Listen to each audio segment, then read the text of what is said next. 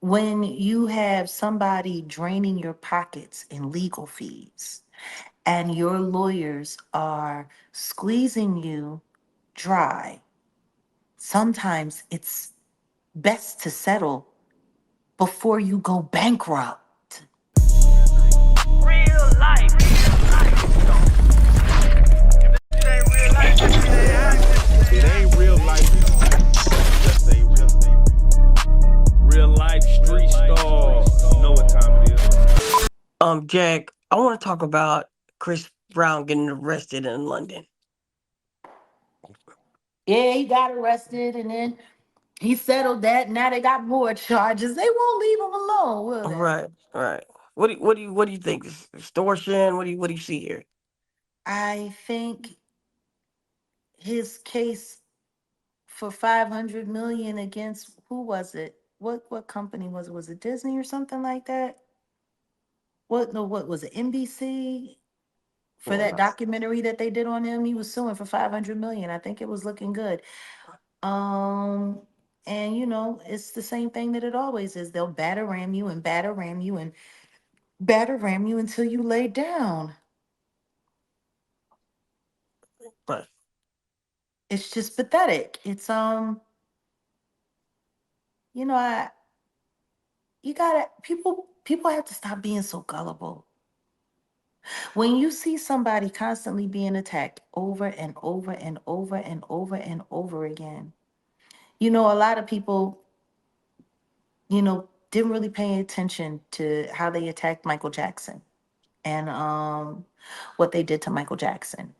And Michael Jackson did settle some claims, and people thought because he settled some claims that, that obviously made him guilty or whatever the case may be. I don't ever remember him settling a case as fast as Diddy did. Um, Diddy didn't even tell Cassie to take him to court. He paid out right away. He wanted that to get quiet quick.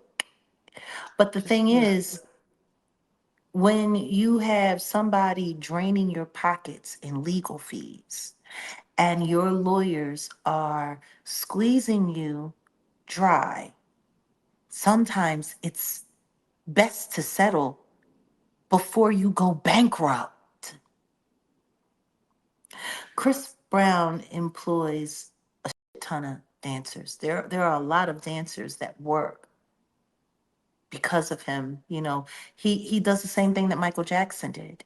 Um, and I know that there were times that Michael Jackson settled because if you just keep letting them linger and linger and linger, it starts to affect your money. Like people don't realize when you get sued like this and you have to go back and forth to court, you have to pay for every motion, you have to pay for every hour, you have to pay for every phone call. Billable hours usually aren't cheap. When you're somebody that is at that status, you're kicking out $100,000 a month sometimes on these lawsuits. Right. If you let that go for 3 years, do the math. Yeah. That's 1.2 million for every year. That's like $5 million for something that's not true. When you can shut it down now for 1 million and save yourself 2 or 3 million. See, that's why people come after wealthy people and they sue them. That's why there's so many law firms that are willing to take things pro bono or, I'll get paid when you get paid. Right. Because as long as they have enough, cases coming through to keep the lights on, all they have to do is keep hitting that entertainer, hitting that entertainer, hitting that entertainer until they pay up. I mean, the truth is, it's dancing on the line of extortion. Right. That's what I was thinking. And if you don't ever make it to trial, and if you keep getting hit with motion after motion after motion after motion, and then you have to wait for the judge to do this, and then you look at the judge's docket, do you know how many of these lawyers go and look at a judge's docket to see how many things to figure out when they going to sue to make sure that they can squeeze it through so people can get paid? Because you might not get heard for another 3 years, all depending on the docket. Like Demore Hadley's case, they were ready to go to trial this year, but Quinn Emanuel made sure that it's not until October of next year. See, they play these games because they keep hitting you and hitting you and hitting you and hitting you. And now that they successfully had both of the Hadleys gagged, now they get to control the narrative unless you got people like me and Wolfgang Amadeus out there keeping it up. I'm so glad we were able to collect all of her story in entirety the way we did before she was gagged, because we still get to run with it. We still get to be a voice for that. But once that happens, once the gag order is in place and nobody's allowed to talk, has the most money to spin media gets to run the narrative. Yeah. Crazy. No, it's beyond crazy. It's put somebody in a straitjacket and asked them to break dance and do the boogaloo. Like it's insane. But this is how the law works, unfortunately. Fortunately. And I know because it's time for me to move forward and ask the judge to take my name off of that disgusting lawsuit that I was put in. And it's time for me to put in my counterclaim. But of course, that costs a lot of money. That costs a lot of money. But the good thing is that now that the trial is over, it makes her put me in that lawsuit look even worse. Because see, that lawsuit was put on me a week after I got the Defender of Freedom Award. See, that's malicious intent. Yep. That was done intentionally to destroy my character, which of course, no doubt, could cause great emotional distress. When you see like a Kanye, a Diddy, and let's say Diddy does, he's home, and then whatever time he's home in, should these celebrities just own their this freakiness? My thing is who wants to hear about it? Like for real, they all nasty and they all trifling. Like, are we not seeing the culture of what's going on? People like the Adam 25 guy and and Whack 100 swapping wives. It's really starting to sound like the only reason these guys marry these women is so that they can lightweight become their pimp.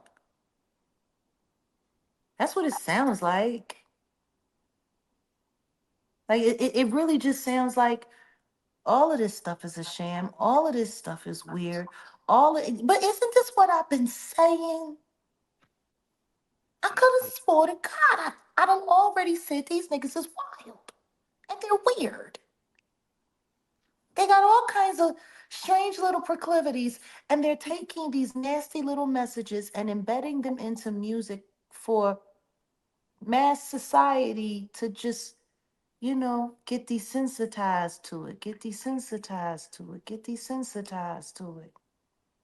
The truth is, after everything that everyone heard in that trial and everything that I've been saying for the past 5 years, all of America should be looking at hip hop with their finger down their throat saying, where do we vomit? Because this ain't got nothing to do with love. And it really doesn't even have anything to do with intimate, even like calling this stuff freaky is disrespectful to freaky people. Like even Rick James wouldn't be down with this. Not even Rick James. Yeah, not super freak. He would find this repulsive, I'm telling you. That's wild. Yeah, that's wild. But when you heard because again, this is the hip hop culture, and we know what it No, this was. isn't hip hop culture. I mean, I think the doors is opening to what was going on the inside. Listen to me, I'm gonna tell you this right now. That's the biggest lie that the media ever told, was that all of this debauchery and all of this deviant behavior ever had anything to do with hip hop culture. Mm. It never did. It put these guys in power. This was not what hip hop was. This is not what hip hop was meant to be. Hip hop was a uniting factor. It brought people together. It uplifted the race. We found pride in ourselves. We were able to create industry and bank exchange, the 9 elements of hip hop. When I said hip hop was the promised land and we let these weirdos run off with it, they put these weirdos in power to destroy hip hop. This was not what was intended. Body dysmorphia and women running around with dead fat cells in their behind because they need to look like circus animals. Like, It-